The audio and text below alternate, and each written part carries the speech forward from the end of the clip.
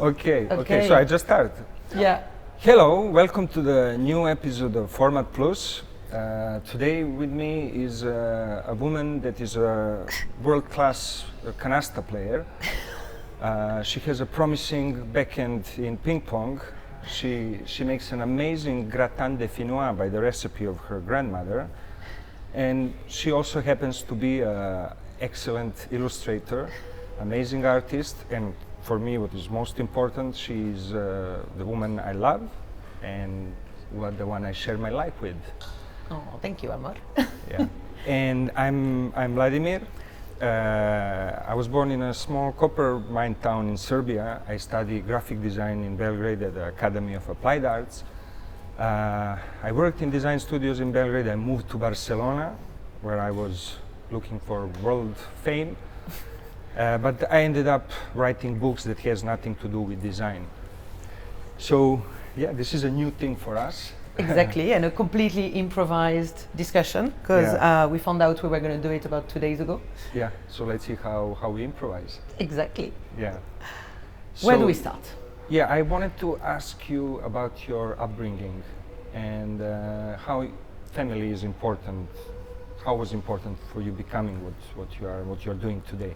So, well, we talk about that a lot actually, and we talk about it often, like how different, our upbringing was, just from the fact that I was born in France. My mom was an artist, so it's almost like I had in a way, the perfect environment to go into art. Whereas it was a little bit different from you, no? Yeah. I mean, if I don't know who is watching this, but. I was born in shaky times so I without moving I changed 3 or 4 countries, and there was a war in between and inflation and crisis. And for me it sounds surreal that you were born in a country that does not longer exist. Yes, yes, that's surreal. Surreal. And also with parents who have nothing to do with the art and creative world, no? You're the first one in your family to do that. I had to convince them that it is okay to be an artist, that I'm not going to end up on the street. And it was quite a challenge, maybe later we can, but what I wanted to ask, so you knew from the beginning that you wanted to do this? Or? No. I didn't, because it wasn't as shaky as being born in Yugoslavia, of course. But France in the 80s and especially 90s, when I was in high school, there was a massive wave of unemployment. Everybody was talking about the 80s like being the golden times and everything, and we were a generation that was born in a bit of a shitstorm. And what we were told at school was that even if you studied postgraduate 5 years after the baccalaureate, even if you had an amazing diploma, it was going to be really hard to find a job. So for me as a teenager, and also as a teenager who was born in a quite a specific eccentric family, like my dad was a student and my mom was a stay-at-home mom.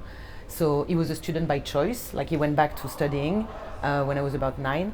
But what it meant is that we didn't have much money.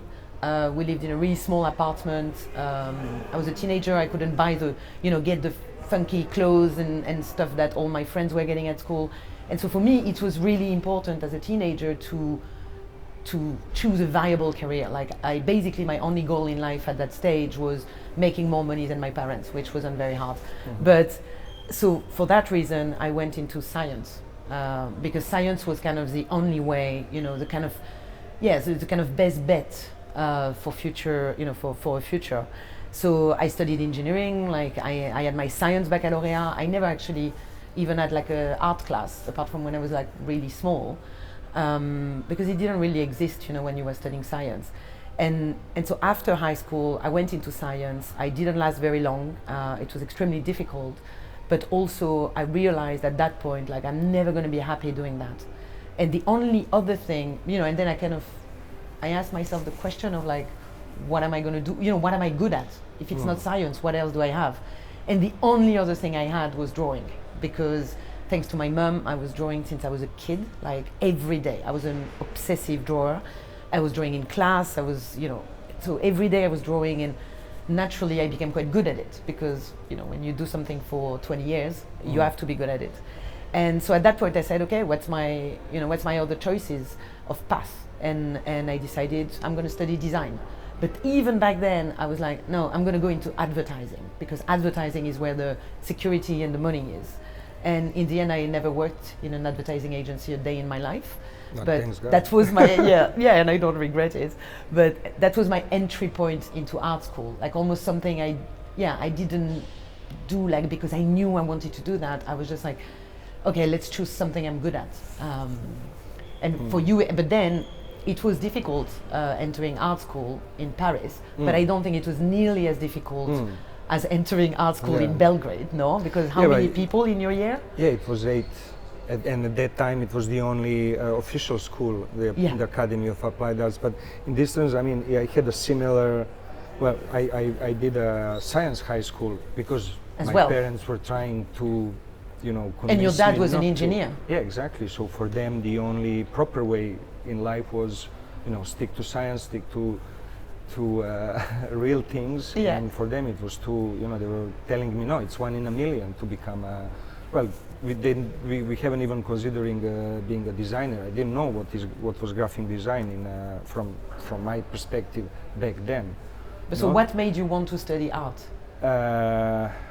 Well, I had a great uncle. He was a bohemian type, and I don't know. I guess because I got attracted by what he was telling me, his art books.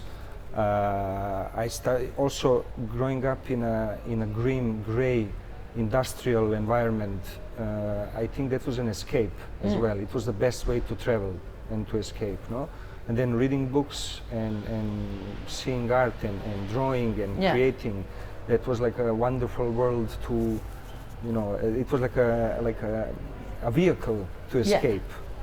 So how did you convince your parents? I know the story. It's such a good one. The story. It's such a good story. So they didn't believe me that I had any talent, even though I was drawing all the time and writing and whatever. And so my father found a friend from a friend that was kind of in that world, and he thought that he could be the one to say if I'm any talented or not. So we went from my hometown. We went to Belgrade.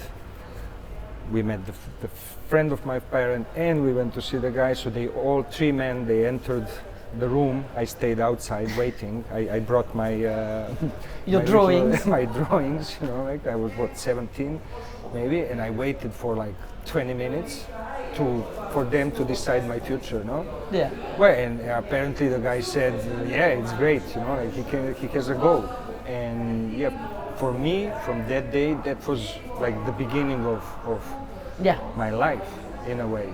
I think it's interesting as well that, so in a way, like both our families were supportive. Yeah. I really admire that, your dad, instead of saying just no, said, I'm not the one to give an opinion as to whether I don't know, so I'm going to ask a specialist. Yeah, I have to admire that. Yeah. And for me, I think it was the other way around. Like, I think my parents always knew I was going to end up into art. Yeah. And in a way, it was kind of my mum's dream, but she never really pushed it on me. And it's almost like I was almost fighting it. For me, that was the other way. It's like almost people were like, you should study art, and I was like, oh no, I'm not. I don't want to be poor and eat potatoes all my life, and so I was kind of fighting it, and you were trying to push it. But in this, so you were telling me that before, that we shouldn't fight doing what we are good at. Yeah. No, it's that thing. For me, it's something I discovered much later, but I realized it's super important.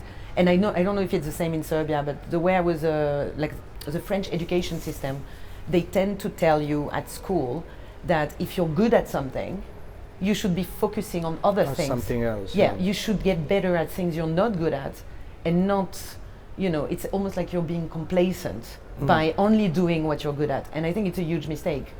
I'm not saying, of course, you learn a lot from doing things that you don't know, and it's good to get out of your comfort zone. But we always talk about the 10,000 hours to become an expert at something. You need 10,000 hours. So I think kids should be pushed to really go with their strengths. And if someone is extremely good at music or art or football or mechanics or anything, that should be celebrated, that should be supported. And I think it was very French to say like, oh, if you're focusing too much on what you're good at, you're lazy. Yeah. And for me, I actually made a career, on focusing solely on what I already knew how to do. So I think sometimes we tend to fantasize on the things we can't do because they seem so exciting and foreign. But no, we should really look at, what skills do you have? Yeah, not only that. I mean, I think I've made so many bad decisions in life because I was going for money. For example, I think that was the reality in Serbia as well, especially back then. You were thinking, okay, how I'm going to live, what I'm going to do, how I'm going to make money. Yeah. But they're not bad decisions. I think they were necessary decisions because your story is a story of survival. Whereas mine is not. Like the generation that was a generation of survival was my mom. Being an immigrant and changing country, and she was born in France but from an Algerian family, and so she didn't have the opportunities I had in life. I had I had a golden bridge built for me, in a way. And I think I know you sometimes you feel guilty about that, about going for the money when you arrived in Barcelona. But the truth is that you left. When you left Belgrade, you were doing really well in Belgrade in advertising. It wasn't that bad, yeah. But you always wanted to go abroad. But when you went to Barcelona, you had to start from scratch. No, you didn't have you had to make money in order to stay in Barcelona because the visa, because it wasn't as easy as me being, from a Europe French, I wanted to, basically, I wanted to ask you why, so leaving France, how important was that for you and your work and you becoming, you're shaping your identity as an artist today? For me, I think it was hugely important. And I really needed, in a way, I needed to leave. I didn't know it. It kind of happened it's kind of a coincidence, I was in art school. I didn't know, I was in my last year, of graphic design and advertising. And I didn't know what I was going to do, probably apply to some advertising agencies. And luckily, a teacher from a school in England visited our school. And he wanted to look at portfolios and basically attract more students in his university, which was just outside of London. And we just, me and a few of my classmates, we kind of presented it as a laugh and thinking, how exciting it would be to go to England. It was also the era of Harry Potter, and we had all this, at least our vision of the English culture was really positive, and it was like Hugh Grant and all this cute little village in, Surrey, and it was just exciting and something new. And because back then England was part of the European Union, it was also free. It wasn't free because you had to find a way to live there, but school was free. There was no fee to be paid. It was all, Erasmus and, European help. So I got in and I decided why not, but thinking I'm going to stay there for 1 year and then I'll come back and I'll have a British diploma as well as a French diploma and it's going to be amazing. And I stayed 16 years, in the end. But I think I realized how important it was for me to leave the country when I actually arrived there. And I think the first thing is that in France, because my mom is Arabic and my dad is French, and my name is Malika, which is a very typical Arabic name, I kind of grew up surrounded by a lot of racism. And it was more like casual racism. I was very often reminded of the fact that I was an Arab. And I know I suffered from it, looking back, but when I arrived in England, suddenly I became the most French person they'd ever met. And I liked that new identity, being rid of this prejudice and I kind of got addicted to that, and I actually felt really, really welcome, and this is why I stayed. Yeah. And how did you feel going in Barcelona as a Serbian person? No, I think from the beginning, because first of all, we grew up in Eastern Serbia, but my family were not from there. So from the beginning, I felt a little bit like a foreigner, like a stranger. And then also even going from Bor to Belgrade, it was a big change because again, it was change of scenery and a new context. And you loved Belgrade. And I loved Belgrade, but again, I was feeling first years as a stranger. But I think from the beginning, because I was growing up in that context and that gray situation, I had this push, constant push of let's go somewhere, let's see this thing, let's see. So I don't know, I still have it. Yeah. You know, I'd be up to, you know, if there is something new, I'm always ready to pack up. Yeah, and also that's why we're together. Like Yes. kind of this, we got addicted to the expat life, no? And Yes, and yes. also And- like learning a new language and learning a new culture, and because you speak so many languages, it's insane. Like Yeah, I mean, that's No, the consequence. Spanish, Catalan, again, Serbian, that's the consequence English. of changing and had to adapt and to adjust. And Yeah.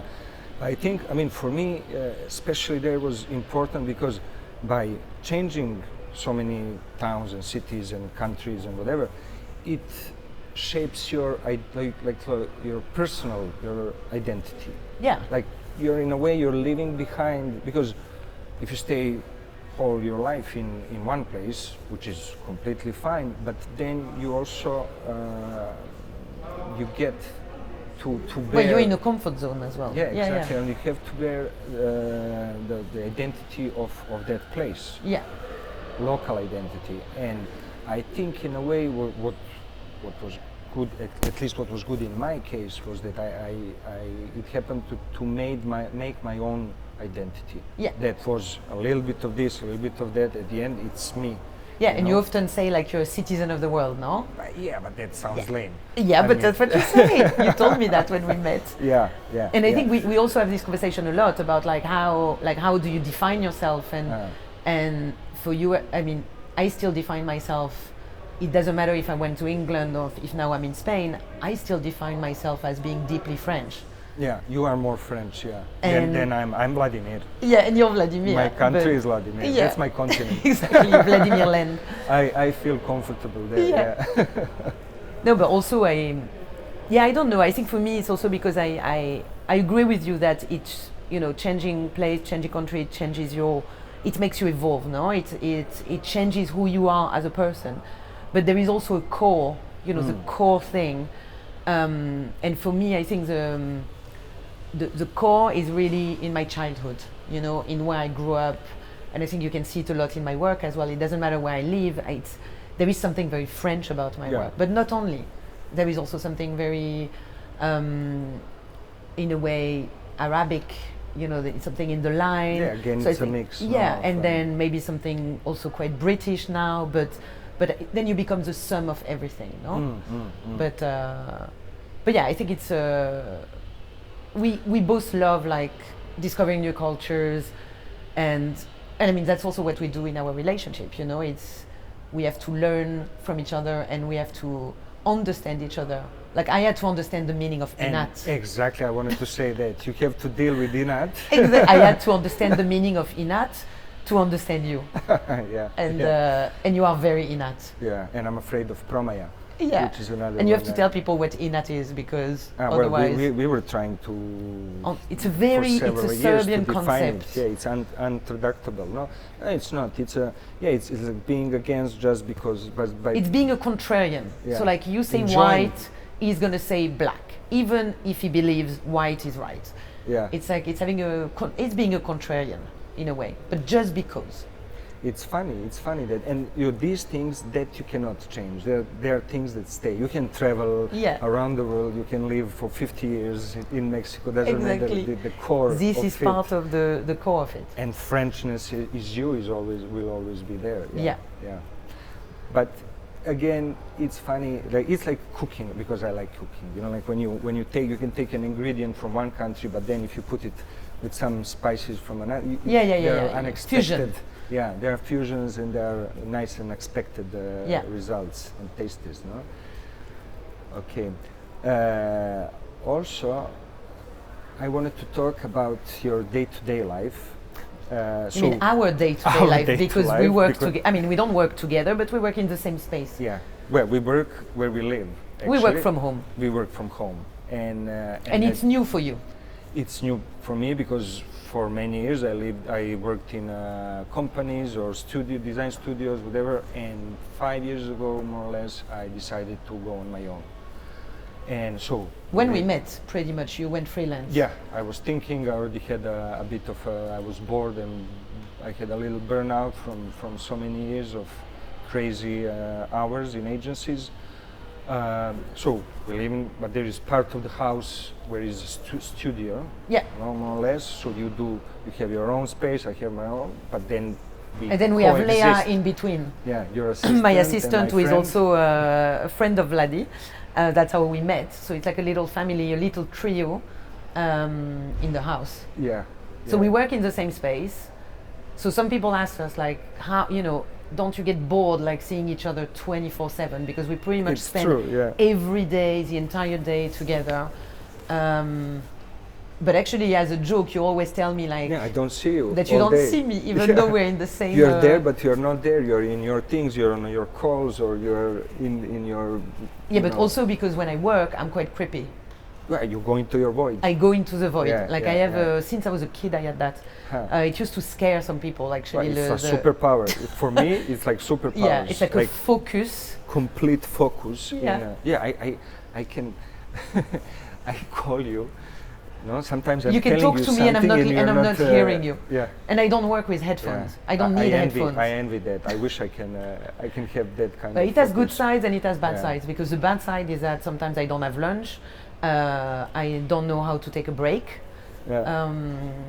I don't really know how to work in like a healthy way. The moments where I'm focused and concentrated and drawing, it can last for like hours and hours and hours without moving. So I think that's the bad side of it. The good side of it is that I'm really fast, because I don't get distracted easily. Yeah. Yeah. And you have you're more like chitty chatty. You're very frustrated that you can't put music in the studio because I won't allow it. Well, I put my headphones. Yeah, Exactly. Yeah, yeah. But you know what? I mean, I learned because you had previous experience of you worked for a long time on your own, and I came when I started working. I think you taught me lots of things, but more in a way of relaxing, in terms of. So you start late. I start late. Can I yes. reveal that? Yes, of course. So you have your hours I don't have an alarm. of, That's you a don't luxury. wake up with an alarm. I wake up when I which wake is, it's already a good start of a day, like Yeah. you start relaxed, you have your coffee, whatever. So, and when you start, okay, you started. And all my life, I was used to, getting my alarm, stress, going to the office. It was hectic. It was kind of discipline. But you have a lot of discipline. Yeah, but it's again, it comes from Your I guess upbringing. my upbringing, and then training, because it's what I was doing, and I think it added to me, it relaxed me, and it made me lots of good. And you love it, no? Yeah, I love this it kind now. of like being responsible for your own schedule, your own time. Yeah. It's stressful because sometimes Of course, you don't have because a it job depends, and you're looking for work and but yeah, I think, and you have a very healthy rhythm. Like sometimes you go swimming in the middle of the day. Yeah. I like the story. I mean, you work in pajama, so. Yes. Also, I don't get dressed. This is the difference. I have my pajamas, and I can stay like that until 6 p.m. The achievement was when you moved from Yes. your sofa to. No, to actually, yes. So that's very true. I always worked from home. So I've been working from home for 12 years since I went freelance. But when I went freelance in London, I was flat sharing. Yeah. And flat sharing in London, most of the time it meant you didn't have a living room. Yeah, you have a bed. Living room was a room. Like everything was a room because we couldn't afford it. So in my room, I had a double bed and that was it, Yeah. I didn't have a desk, I didn't have a space for a desk. So I started working from bed, like actually, sitting down, legs, straight with my computer, with my laptop on my... When I saw you first time, I couldn't believe it. And I learned to draw on my tablet on a wobbly surface. And I think it made me like a superwoman, Surfer. a surfer. And I kind of thought, if I can draw like this, I can draw anywhere. That was and so the first the first step was for me to get away from my bed and get to a sofa. So that's when I stopped flat sharing, like maybe 4 years after starting. I could afford living on my own in London, and I had a sofa. But I was so used to working from wobbly surfaces that I started working, I had a desk, but I never used it. Yeah, you prefer the... And I think it took me 10 years to go from that sofa to the desk. And also I started having back problems. So at some point I had to kind of change it up. But I think it was a good, learning ground, like hardcore learning ground. And now I know that at least, if I need to do something last minute and I'm stuck like in a hotel room and I have to do an illustration quick for the New Yorker, I can just go on the bed and do it. Yeah. You mentioned New Yorker. So how can I put this? Yeah, so I'm there, so you're seeing myself working. I'm seeing lots of your projects. How and we share a lot with each other as art director in a way. For me, it's important because I was used to working with teams. big teams, so you always have a feedback. You know, for me, it was important also to compare, to get an opinion. I mean, I don't know if that was important for you, but I'm always there. I always needed to have my go-to person. But there are times where I don't need feedback. There are times where I know when I'm onto something good. And also I get feedback because, we get feedbacks from clients. That's, the first thing. But it's true that having someone close to you that's unrelated to the project but can give you an honest opinion is very important. And when I used to live on my own, I didn't have that person. And also even like my partners, my boyfriends back then, they were not designers, none of them. So not that I had boyfriends at the same time, but you know what I mean. Over the years, my partners were never creative. So in a way, it's the first time that I'm with someone who is creative, which is challenging but amazing, and especially for like getting feedback. So I think before that, my art director was my best friend. She was also a creative. But she was working for games, and she was living in London. She was actually my neighbor. She was working like living on the same floor in a different apartment. And anytime I had to ask for feedback or I wanted advice on something, I would talk to her. And now you're that person, you and Leah, because even Leah, like everybody participates. Exactly. We need everybody's opinion even on Pepe. A drawing, on sketches, on even Pepe, So I think it's always been important to have someone, that kind of like that you can show your work to and can give an honest opinion, And I think we're that person for each other. But you do it for visually. We do, when you are working on something, I give you feedback and vice versa. But we also had to do it on your book. I was frustrated because writing a book is a long process, and I've been writing for like 4 or 5 years. So just to explain, it's a non-fiction. So it's like, No, it is a fiction. Fiction. It's fiction book. Yeah, but I'm writing that in you Serbian. wrote over 3 years. Yeah.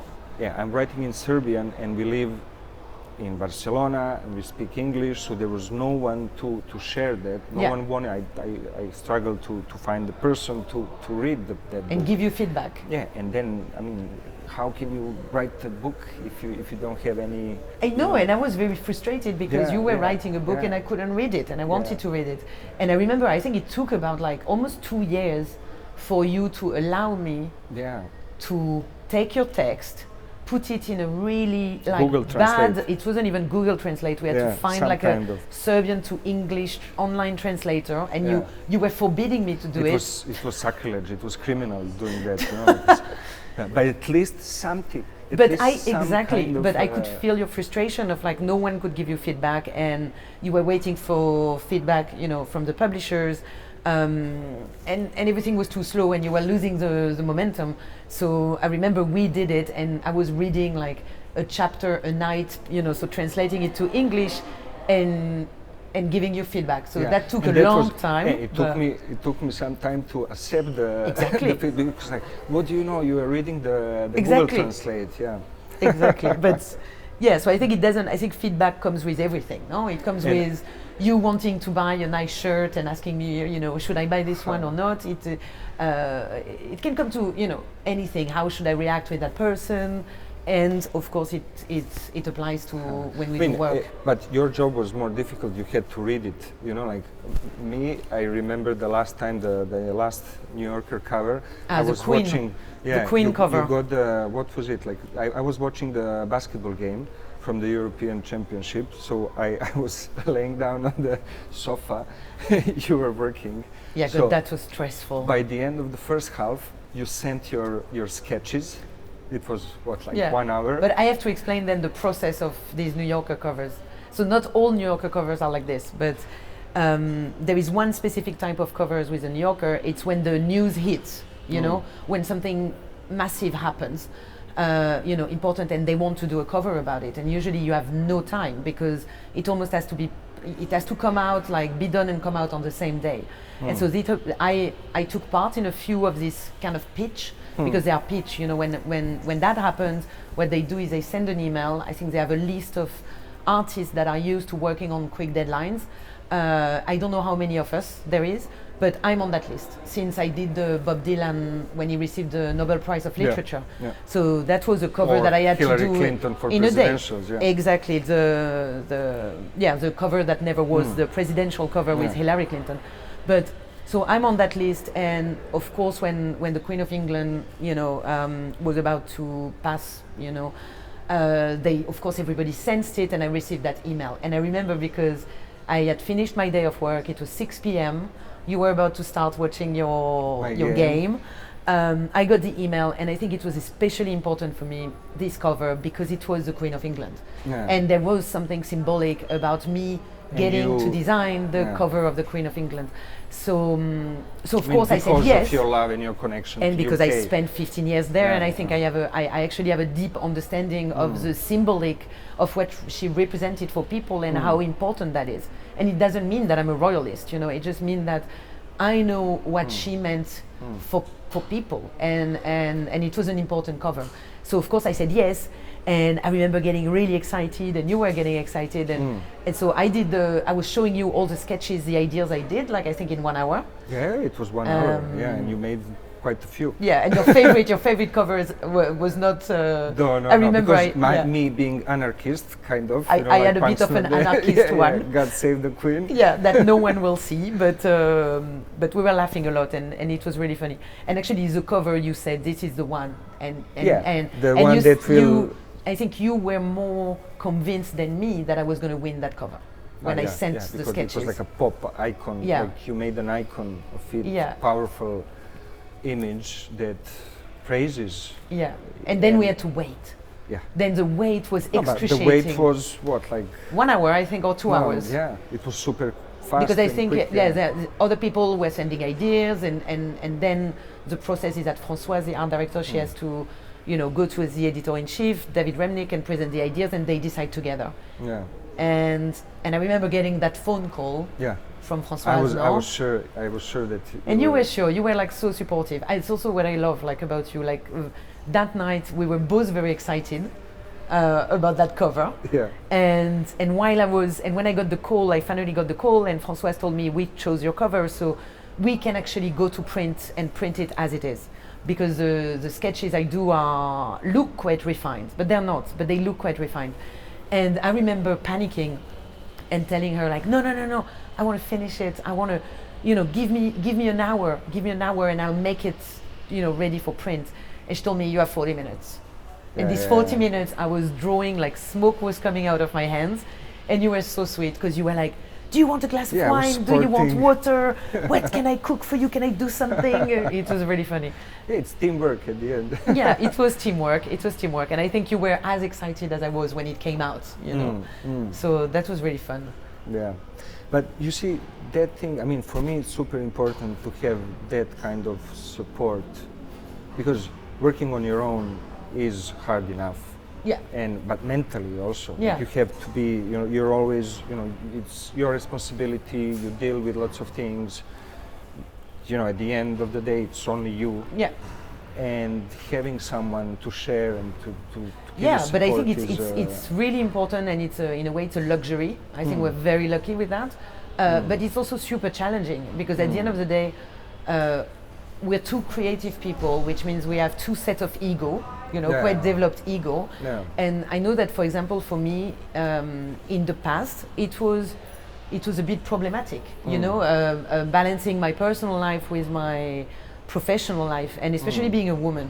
Like, you know, being a woman and, for example, being in the eye of society, more successful than my partner, or more in the public eye. It wasn't easy to handle for the person who was with me, and a lot of my relationships ended because of that, because it created this kind of insecurity and a bit of envy, and these were not easy things to navigate. And in a way, I think in that way we found each other. Yeah, I mean, from the beginning, I admired so much your work. I mean, we met as people and we developed a relationship, but your work and like what you do, I was always amazed. And for me, it was a privilege also to be there. But you could have felt threatened, you didn't. You never did. No. Like, it was I think, just exciting. yeah, I think when it works and we manage to overcome, these ego challenges, we can really make each other better in a way, like bring each other up rather than. Also because I believe that not only each of us, but everyone has its own path. Yeah. Like I cannot be in your shoes. Yeah. So, yeah, I had my issues and my challenges and my life to deal with. And now you're a writer as well. Well, yeah, it took. Which it is was a new. Hard. Yeah, but no, it was a nice journey together. Yeah, we'll see where it takes us. Exactly. Yes, and so I think it's also actual. Like because of the pandemic, lots of people had to work from home. Yeah. And now there was a big discussion of like, is this healthy and. What is because you not always, but almost for a long time you've been working from home. What is your? Yeah, I mean, in a way, I think we got lucky in that sense because when the pandemic hit, we were already used to working from home. That was our, apart from having less projects coming in and not being able to go out, which was really horrible. At the end of the day, we had the perfect setup to survive this. Especially mentally because.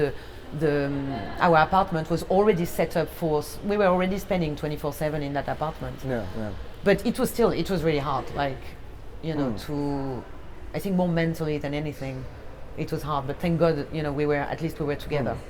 No, but I was asking you also because the importance of having that setup. And of making your working space well, we have quite a because you live in that apartment and in these crazy colors and everything. But it's true that I think that's also I always worked from home because I need to work surrounded by my things, and my things are like it could be furniture, it could be objects, ceramics. I'm obsessed about objects. I think you were quite surprised when I moved to because when we met in Barcelona, but it was before I moved.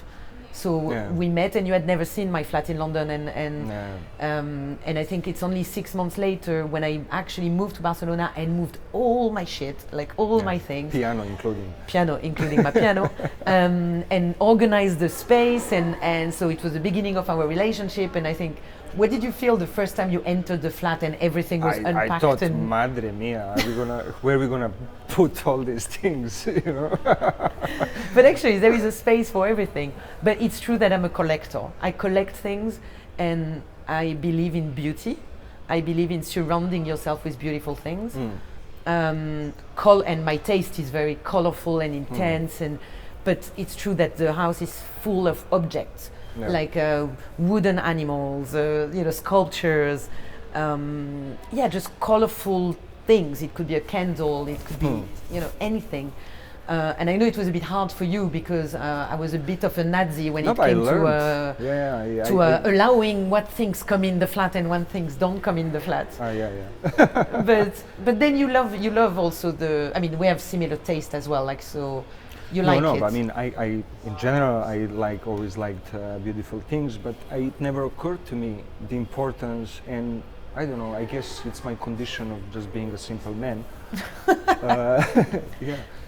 But then with you, I think I started, cherishing and recognizing and seeing the importance. Yeah, and when we had to buy new things together, furniture for the terrace or whatever, we agree on. Even though you filled all our walls with art, I did. except One wall. One wall. So there is one wall in the house, which is Vladi's wall. It's white. And because he's inert, it's going to remain empty.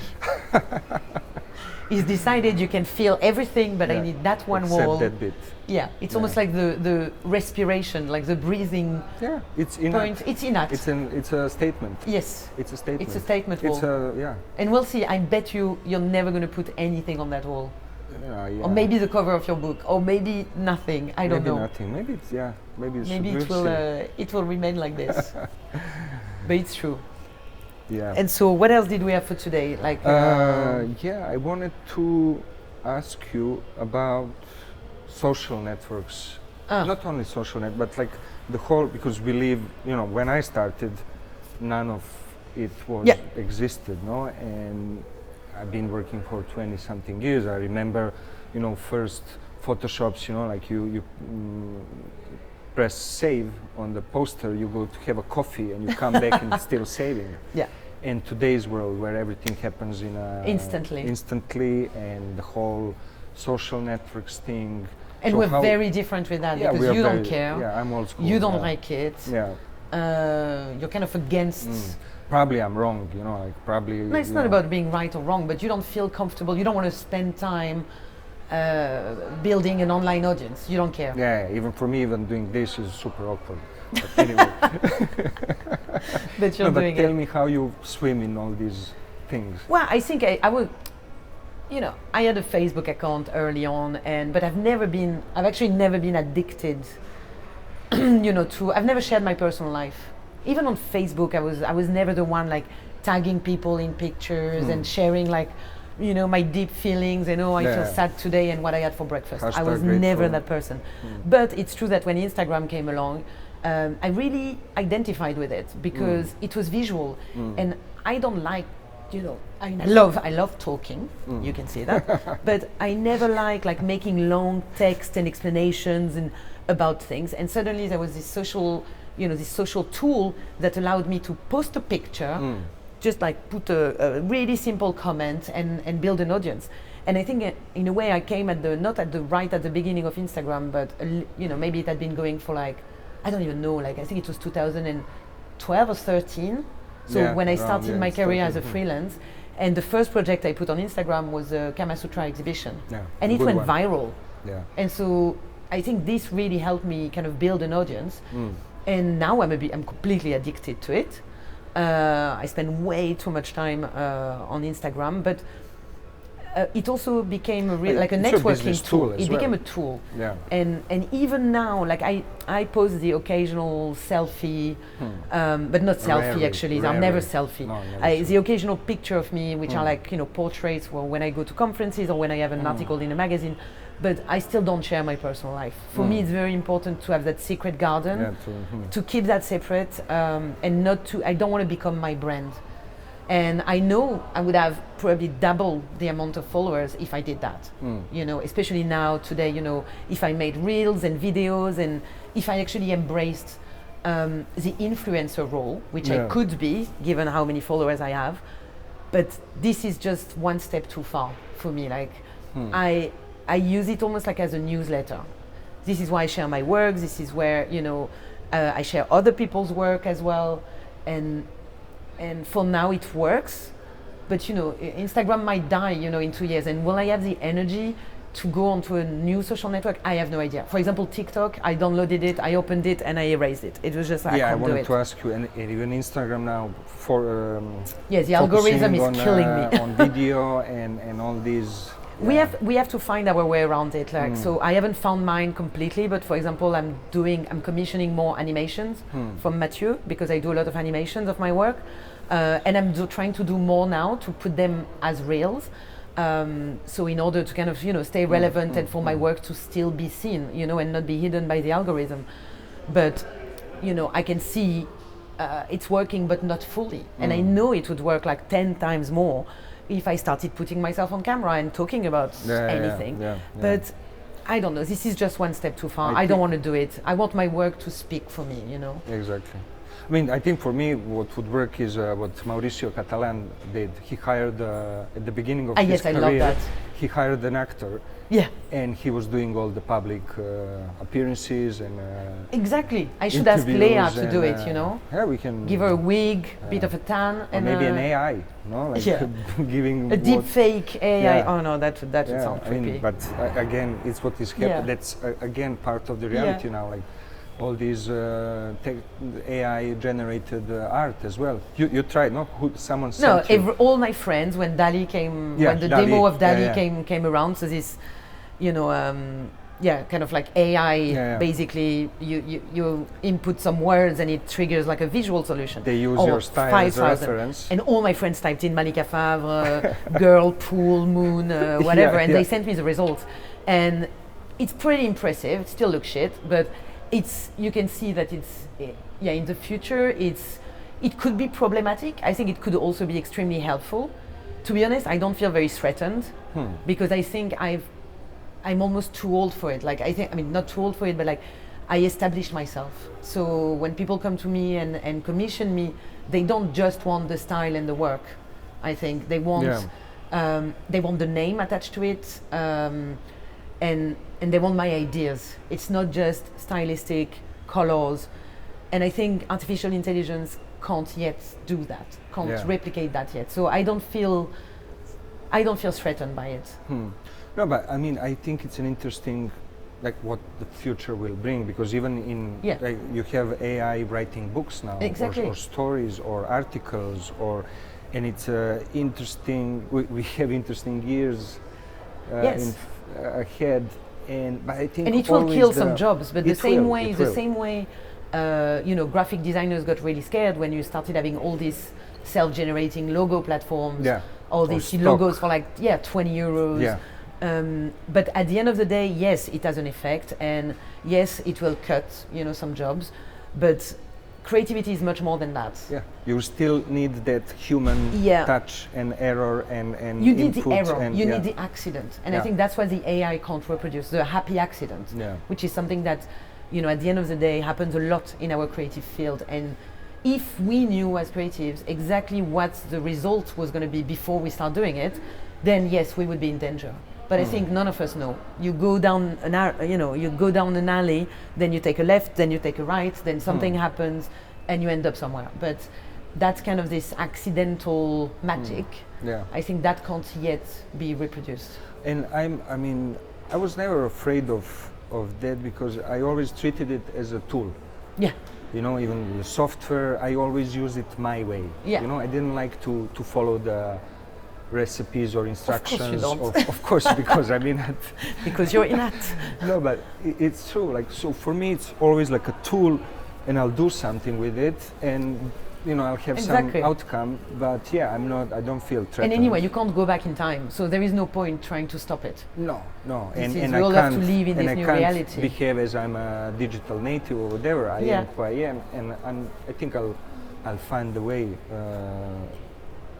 On that market or whatever, Yeah, and maybe we want, and we'll, retire somewhere with like making goat cheese. No, not goat cheese, but reblochon. Let's make reblochon. No, I don't like goat cheese. Maybe I'll make little croissants. Exactly, and you can have a second career as a chef, and we can open like a B&B guest house. Exactly. And food is the new. Forget about digital. Yes.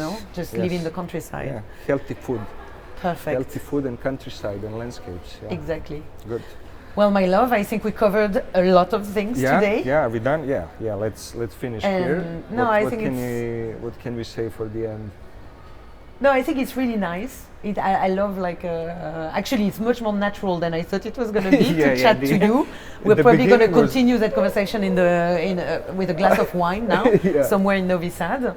But I can't wait to listen to this back. Maybe in like 20 years, no? 20 years. 20 years. That's the deal. Check on that. In 20 years, we're going to watch this. Okay. Okay. Thank you.